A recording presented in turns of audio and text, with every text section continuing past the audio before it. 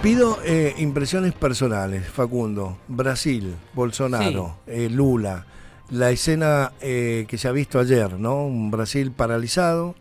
sí. Creo que una comunidad internacional mirando con atención lo que estaba sucediendo. Una sociedad evidentemente dividida en la idea de país, ¿no? Pero también no solamente hablé, ahora vamos a conversar con un argentino que vive en Campinas, que es una ciudad bien cerquita de San Pablo. Hablé con otros amigos que tengo en Río de Janeiro, hablé con otro amigo que tengo también, una amiga que tengo trabajando en una empresa en San Pablo, que me dijo, mira, este es el clima que se viene viviendo en Brasil ya desde hace un tiempo. Una sociedad que está enfrentada por la idea, por una idea de país diametralmente opuesta, ¿no? Y que ayer ha estallado producto de una elección con una diferencia tan pequeña.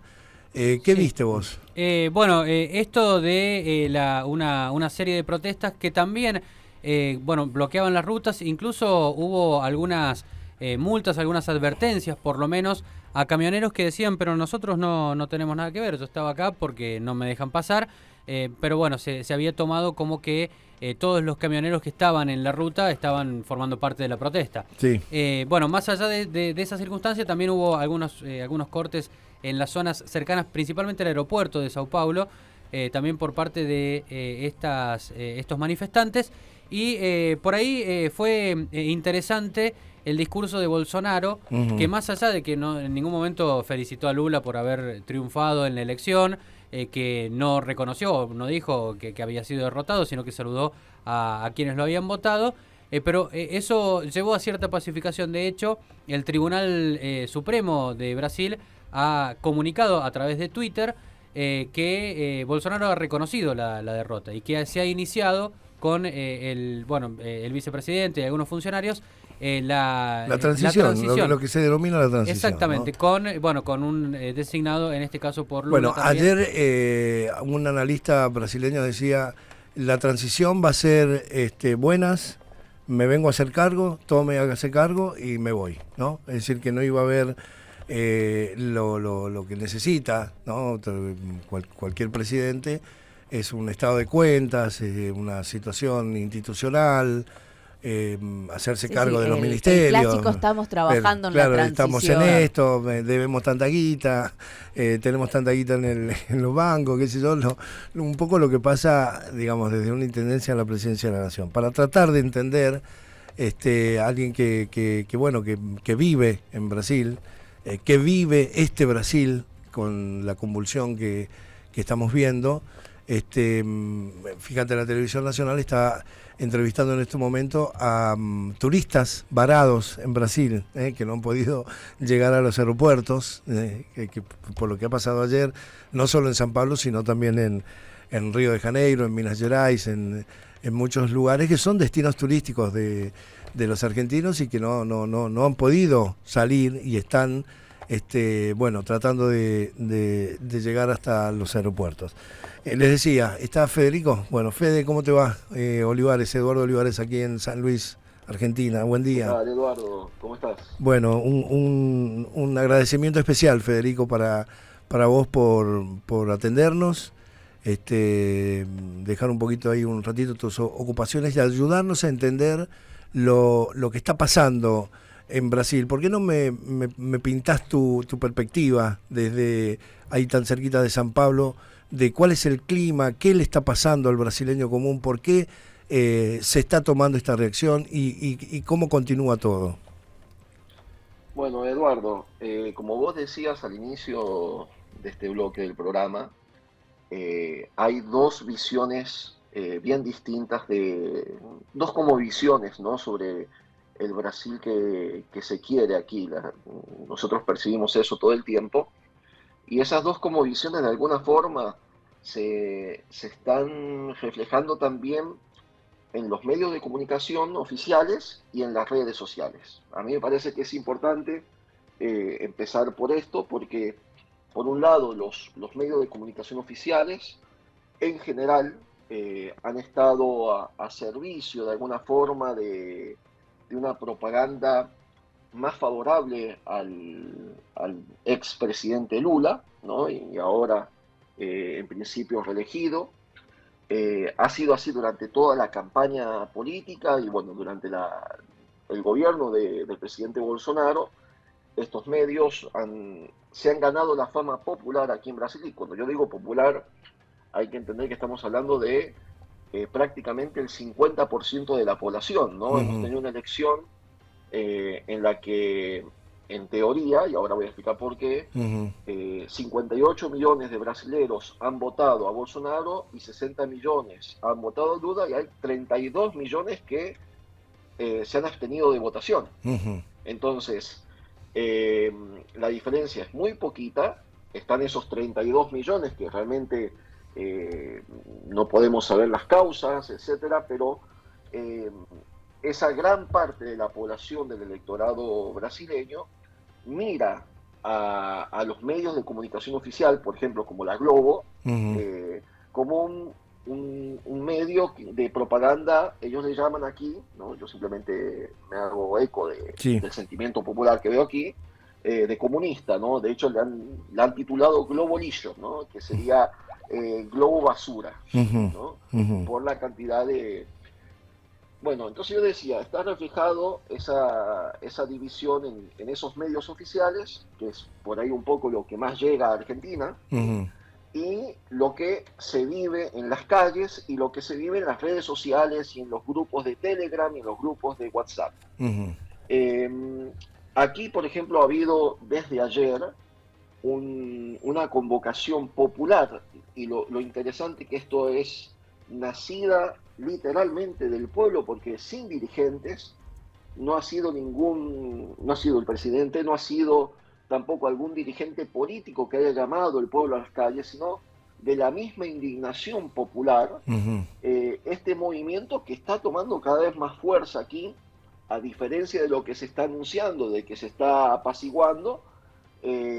Lo que yo noto, como vos decías, yo vivo en Campinas, que es una región muy próspera de San Paulo, y bueno, la gente se está concentrando desde anoche en las puertas de los cuarteles del ejército. Está el problema de los camioneros que siguen parados, de hecho siguen parados, no han cortado las rutas del todo, están parcialmente cortadas, no pueden cortar porque sería ilegal hacer eso, pero está ese problema que Brasil está parado, está empezando a faltar la gasolina, el etanol, que es aquí también un combustible que se utiliza, y por otro lado la gente de a pie se está congregando por montones en todas las ciudades, en las puertas de los cuarteles, pidiendo al ejército intervenir. Yo creo que es importante resaltar que se trata de lo que a mí me fascina, ¿no? Yo estoy mirando todo esto muy entusiasmado, este análisis, porque de un movimiento netamente popular, o sea, no ha habido una cabeza que haya empezado a llamar a esta gente, sino entre ellos. Por ejemplo, aquí mis vecinos, ¿no?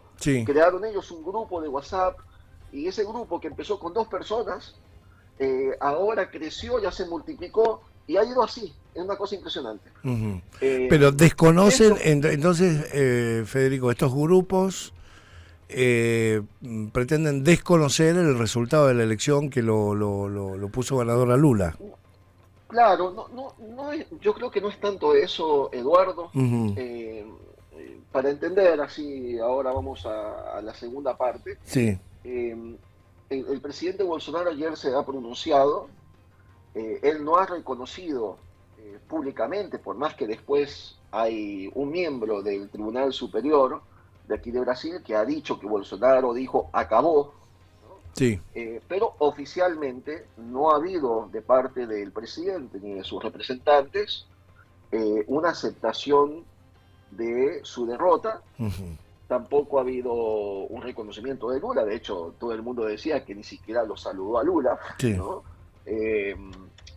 Y sí, en el discurso del presidente, lo que me pareció que fue muy bueno, realmente una parte de ese discurso, fue una especie de análisis que él hizo diciendo de que estas protestas nacían de la indignación del pueblo, protestas que son pacíficas, hay que resaltar eso también, Sí.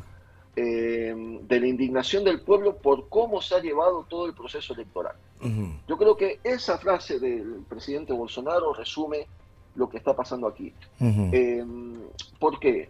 Porque así, la gente que reclama que no ha habido transparencia en las elecciones. Yo creo que es muy importante resaltar eso. O sea, bueno, pero es aquí, es una creencia popular, porque el Tribunal Superior de Brasil ha avalado el proceso electoral, los veedores internacionales también, ¿no? Es decir, puede haber una desconfianza popular, pero bueno, pareciera que no ha habido fraude ni se ha cometido ninguna, no se ha hecho trampa, para decir. La creencia popular es esa, y claro. se está guardando el pueblo. ¿Qué está guardando? ¿Por qué se está congregando en frente de los cuarteles del ejército? Mira. Porque el ejército tiene que presentar, se espera que presente el relatorio de las elecciones, y el ejército ha supervisado cómo se ha producido tanto el primer turno cuanto el segundo. Entonces, la gente está esperando el relatorio final. Tiene mucha confianza en el ejército, tiene mucha confianza en lo que diga el ejército. Por lo tanto, no es que se está diciendo, afirmando a secas que hubo fraude, porque de hecho no se puede saber, y la realidad es esta, Eduardo. Mirá, yo acá, que soy neutro, por decirte, no soy sospechoso ni de uno ni del otro, uno ve, ¿qué pedía la gente aquí en Brasil? Pedía que las elecciones pudiesen ser hechas de una forma en que el pueblo pudiese saber, o sea, con un voto impreso, para poder saber que aquello que él votó, que de hecho fue contado como tal, ¿no? Esto tiene una historia por detrás, que es todo lo que pasó en Estados Unidos y las repercusiones de Estados Unidos con Trump. Bueno, pero el pueblo no pedía, ¿no?, otra cosa sino más transparencia en las elecciones, de alguna forma tener una seguridad mayor, nada más. Todas esas cosas fueron negadas, y de una forma muy autoritaria, de alguna forma, por parte de algunos miembros del Tribunal Superior. Inclusive, por ejemplo, quien llegaba a decir de que sería mejor hablar de elecciones, sí, con urna electrónica, pero también juntamente con la urna electrónica que se usó de voto impreso, fueron penalizados, por ejemplo, youtubers, radios, canales de televisión. Entonces, hubo ciertamente actitudes que han creado, que han alimentado esta idea de que puede haber fraudes en las elecciones, ¿me entiendes? Entonces, es una creencia popular. Yo no puedo decir que hubo fraude. Ahora, qué fuerte lo que contás de la gente yendo a los cuarteles del ejército. Es tremendo. Fuerte, porque está pidiendo eso, o sea, que precisamente haya, está esperando el relatorio del ejército, ¿no? Claro. Hay de todo, te digo, rumores. Estos son rumores entre el pueblo, ¿no? Se dice de que han encontrado fraude, ¿me entiendes? Se rumorea eso, y hay otros que están diciendo directamente que piden la intervención militar en el proceso, ¿me entiendes? Entonces se están pidiendo que haya una intervención militar y que se convoquen a nuevas elecciones más transparentes. Por lo tanto, el pueblo no está pidiendo que necesariamente se reconozca a Bolsonaro como presidente legítimo de estas elecciones. Lo que está pidiendo es que haya nuevas elecciones, que haya una intervención militar y que haya nuevas elecciones de esta forma. Urna electrónica, perfecto, pero también voto impreso, ¿no? De tal forma que sea auditable. Claro, está El problema es ese, que no... Entonces, yo creo que este punto es muy importante para entender que la gente común de Brasil, yo te digo, la gente que conozco, no es una especie de fanático de derecha como por ahí nosotros hemos tenido en Argentina, ¿no? Es gente muy común, y lo que realmente ha estado pidiendo es simplemente decir, bueno, mira, yo quiero tener quiero tener un voto que sea electrónico, perfecto, pero que también impreso para que sea auditable. Sí, que yo saque de la máquina impreso la boleta que voté, ¿no? Una cosa. Exactamente. Te estamos escuchando, Federico, con mucha atención, porque tengo que decirte que el panorama que estamos recibiendo, efectivamente, tanto de medios brasileños como de los medios argentinos, que están en algunos casos con corresponsales allá, algunos analistas transmiten una idea de una sociedad tensionada, pero no de una sociedad al borde de convocar, digamos, de pedir que se convoque otra elección, ¿no? Te molesto un segundo más, Federico, te va a preguntar Facundo. Sí, Federico, ¿qué tal? Buen día. Buen día. Y en todo este panorama, ¿qué pasa con los seguidores de Lula? ¿No se han manifestado en las calles, así como sí lo han hecho, bueno, toda esta gente o los que votaron a Bolsonaro o que por lo menos no votaron a Lula? Mirá, hasta el momento no han habido así movilizaciones grandes. Yo creo que también porque las movilizaciones hechas por los bolsonaristas, y es más, ellos no se llaman, el movimiento actual ni siquiera se llama bolsonarista, se llama patriota, ¿entiendes? Entonces, es una cosa súper pacífica, no hay nada, son familias. Yo inclusive ayer fui para llevar agua a las personas que están allá paradas, que han quedado atrapadas en la ruta, ¿no? En los camioneros, etcétera. Sí. Y bueno, vi cosas sorprendentes. Vos ves familias, ves viejitos, ¿me entiendes? O sea, es súper pacífica la movilización. Y en ese sentido también bien respetuosa. Eduardo, si me permitís, sí. Una cosa importante quizás para tener en cuenta sobre lo que dijo el presidente, nada más. Sí. Bueno, el tema de la indignación cómo se ha llevado el proceso electoral, sí. Hay que tener en cuenta que por qué la gente está tan enfadada, ¿no? Indignada, ¿no? Que es la palabra. Y recordemos, estamos hablando de la mitad de Brasil, ¿no? Sí. O sea, sí.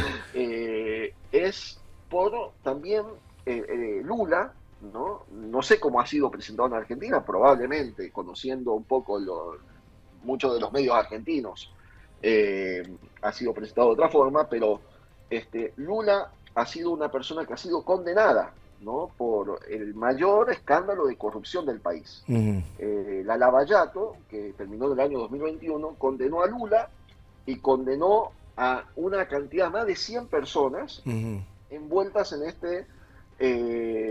esta corrupción de billones de reales, ¿no? Una cosa, y fue condenado en varias instancias Lula. Lo que pasó que el designado por Lula cuando era presidente del Tribunal Superior decretó de que esos juicios donde fue encontrado condenado, culpable y condenado a muchos años de prisión, habían sido realizados en una sede que no era la correspondiente. Es decir, él fue juzgado en Santa Catarina, no recuerdo si en Paraná creo, y que tenía que ser juzgado en Brasilia. Ese es el inicio de este problema. O sea, sí. Bueno, pero Federico, también del otro lado podemos observar que el juez que condenó a Lula después fue ministro de Justicia de Bolsonaro, ¿no? Es decir, que evidentemente hay un clima enrarecido ahí a nivel de la justicia, ¿no? Claro, bueno, el juez que condenó a Lula, sí. Uno de los jueces, porque fue un grupo, ¿no? Un tribunal, sí. El juez que es Sergio Moro, que ahora está nuevamente no ha sido elegido como representante, efectivamente, él hizo parte inicial del grupo de Bolsonaro y después se han separado, ¿no? Y ahora se han vuelto unidos y se unieron nuevamente para las elecciones. Pero independientemente de eso y de... Yo simplemente te estoy pintando... Sí, no, es muy interesante, muy interesante. A mí me sorprendió, yo no hace mucho he estado en Brasil y me sorprendió eso, ¿no? Yo iba con la idea de que el bolsonarista es el tipo de clase media acomodada, clase media alta. De los dos lados me sorprendió, porque yo pensé, iba con la idea, hasta cierto modo el prejuicio, que la derecha de Brasil, el seguidor de Bolsonaro, clase media alta, clase alta, y el de Lula, clase media baja, clases populares, y la verdad es que el fenómeno atravesó todas las clases. Me he encontrado con gente muy humilde que lo sigue a Bolsonaro, y he conversado con gente de muy buen poder adquisitivo en Río de Janeiro que eran partidarios de Lula. Evidentemente es un proceso de una complejidad enorme, y que no es solo la distancia, sino esa complejidad lo que nos está haciendo los argentinos tratar, bueno, de encontrar razones, porque en el primer golpe de ojo es muy difícil interpretarlo. Bueno, Fede, te súper agradezco, y te comprometo, ya que te has expresado con una claridad docente, ¿no? Nos has permitido comprender bien pedagógicamente, digamos así, la situación que se está dando en Brasil. Te agradezco mucho, te mando un abrazo y bueno, ojalá podamos tener un nuevo contacto, ¿eh? Gracias, Eduardo, y bueno, quedo a disposición para lo que ustedes necesiten. Muy bien, un abrazo gracias para todos y para la Argentina. Bueno, ahí estaba Federico desde Campiñas,